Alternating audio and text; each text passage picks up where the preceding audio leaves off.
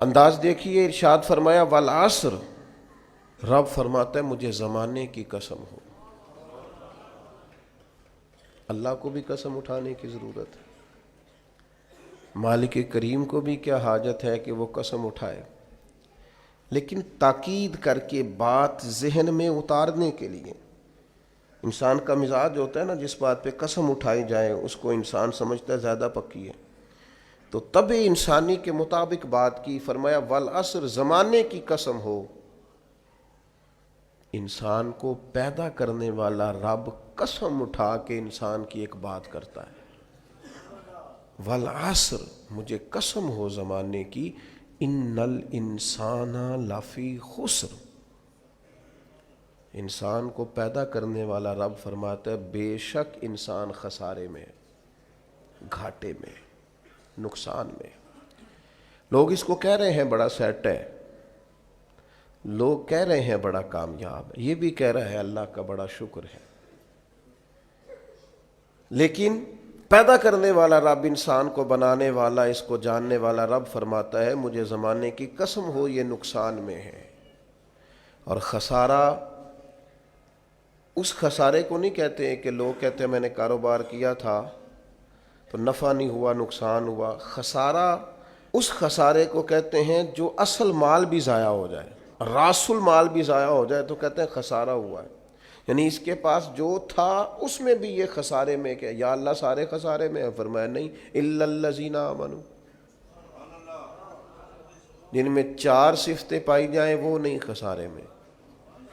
ان میں پہلی صفت یہ ہے کہ الا الذین آمنوا، بے شک وہ لوگ جو ایمان لائے، مگر وہ لوگ جو ایمان لے آئے، جن کا ایمان مضبوط ہو، جن کا عقیدہ ہو کہ اللہ ہمارا رب ہے، وہی پیدا کرنے والا ہے، وہی رزق دینے والا ہے، اسی کی تقدیر کا غلبہ ہے، رب کریم ذرے ذرے کو جانتا ہے، اللہ تعالیٰ نے جس حال میں رکھا ہے یہی حال میرے لیے بہتر ہے۔ انسان محنت پوری کرے، نتیجہ اپنے رب پہ چھوڑ دے، اسباب سارے جمع کرے، بھروسہ اپنے اللہ تعالیٰ پہ کرے، عقائد کے لحاظ سے پختہ ہو، اور پھر اس کا عقیدہ ہو کہ بعد از خدا بزرگ توئی قصہ مختصر، کائنات میں سب سے عرفہ والا، عظمتوں والے، شانوں والے، بلندیوں والے، رفتوں والے، کائنات کے امام، نبیوں کے امام، رسولوں کے امام، فرشتوں کے امام، محبوب مطلق اگر کوئی ہے تو جناب محمد الرسول اللہ ہے صلی اللہ تعالی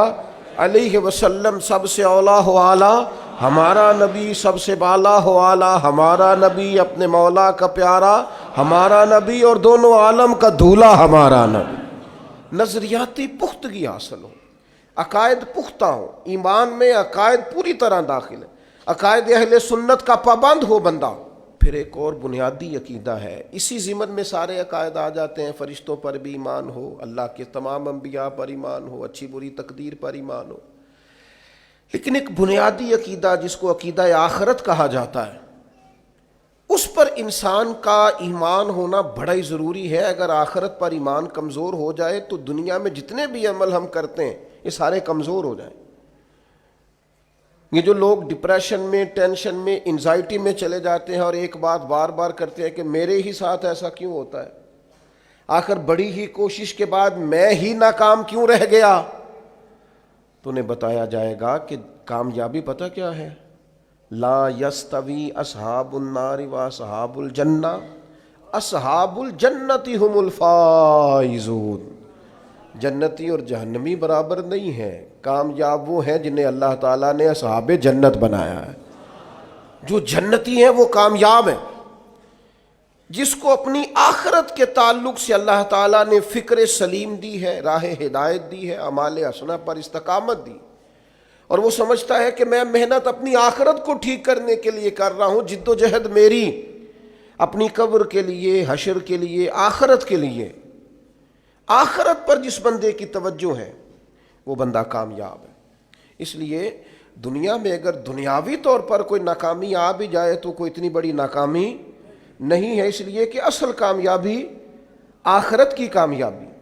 تو عقائد مضبوط ہوں، اور پھر عقائد اہل سنت کی پابندی اس کے پاس موجود ہو، نہ رفض کی طرف اس کا رجحان ہو، نہ خارجیت کی طرف اس کا رجحان ہو، اس کے نظریات ستھرے ہوں، اجلے ہوں، خوبصورت ہوں، وہ رسول پاک کی ذات گرامی کی پوری غلامی کرنے والا وہ شخص، تو اس کے نظریات اعلیٰ ہوں۔ تو فرمایا کہ انسان خسارے میں ہے الا الذین آمنوا، مگر وہ لوگ جو ایمان لائے، وعملوا الصالحات، اور جنہوں نے نیک اعمال کیا۔ اور یہاں بات ختم نہیں ہوئی، دو صفتیں اور بھی پیدا کریں۔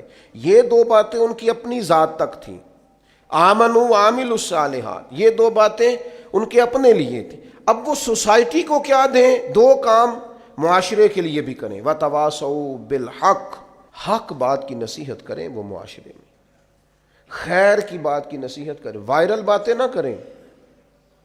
کہ آج کل یہ موضوع چل رہا ہے تو ذرا میں اس پر بولوں گا تو کچھ ویوز میرے بھی بڑھ جائیں گے، وائرل باتیں نہیں کریں۔ وہ وتواصوا بالحق، وہ حق بات کی نصیحت کریں، کلمہ حق کہیں اور حکمت کے ساتھ کہیں، ادعو الی سبیل ربک بالحکمہ، دانائی کے ساتھ کہیں، لوگوں کو سمجھانے کی نیت سے کہیں، کلمہ حق ان کی زبان پر آئے۔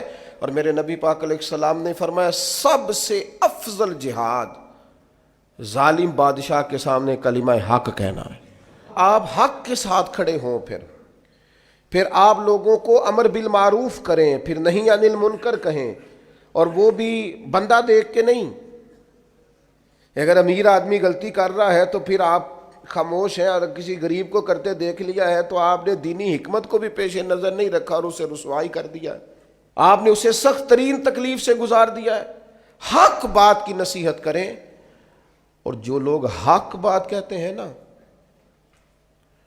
ان پر تکلیف بھی آتی ہے، تکلیف آتی ہی ہمیشہ حق کہنے والوں پر۔ تو چونکہ میدان لگایا ہے، اب حق میں نکلے ہو، اب تم نے سفر شروع کیا ہے تو بھائی پیروں پہ چھالے تو پڑیں گے، سفر کرو گے تو تھکاوٹ تو ہوگی، کوئی رستہ طے کرو گے تو گرد تو پڑے گی، اگر کسی سمت تیز دوڑو گے تو مخالف سمت سے ہوا تو تیز آئے گی۔ اب وہاں گھبرانا نہیں، کمزور نہیں پڑنا، تھکی باتیں نہیں کرنی۔ اب ایسا نہ ہو کہ تم نے معذرت خواہانہ رویہ اختیار کیا، وتواصوا بالحق وتواصوا بالصبر، وہ حق بات کی وصیت کرتے ہیں اور ایک دوسرے کو صبر کی تلقین کرتے ہیں۔ چار صفات پیدا کریں تو خسارے سے بچ سکتے ہیں۔